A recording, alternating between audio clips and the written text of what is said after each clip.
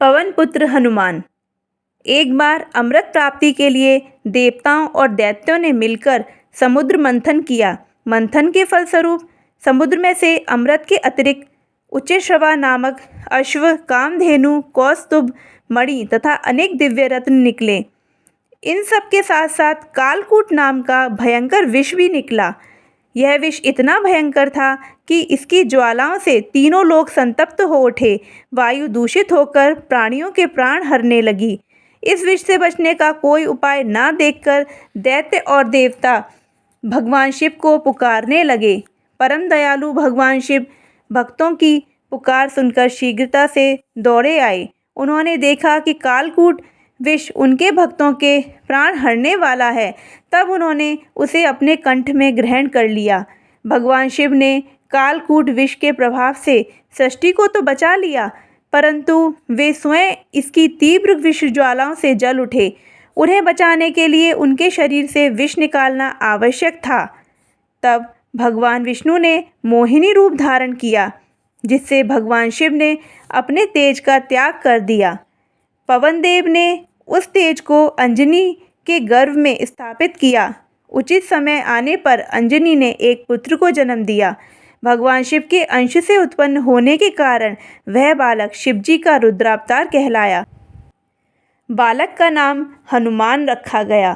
यद्यपि हनुमान के पिता वानरराज केसरी थे, परंतु पवन देव ने शिव का तेज अंजनी के गर्भ में स्थापित किया था, इसलिए वे पवन पुत्र भी कहलाए। पवन देव के समान ही उसमें भी आकाश में कहीं भी आने जाने की शक्ति विद्वान थी। बचपन में हनुमान अत्यंत नटखट, शरारती और चंचल थे। एक बार वे अपनी माता की गोद में बैठे हुए थे, तभी उन्होंने आकाश में चमकते सूर्य को देखा। उन्होंने अपनी माता से उसके विषय में पूछा। माता अंजनी ने उन्हें बहलाने के लिए कह दिया कि यह एक फल है। हनुमान उस फल को पाने के लिए मचल उठे। उन्होंने उसी समय आकाश में छलांग लगाई और सूर्य को अपने मुंह में ले लिया। सूर्य के छिपते ही चारों ओर अंधेरा फैल गया। तब इंद्र ने क्रोधित होकर हनुमान पर अपने अमोघ वज्र का प्रहार किया। वज्र की चोट से हनुमान मूर्छित होकर गिर पड़े और सूर्यदेव मुक्त हो गए।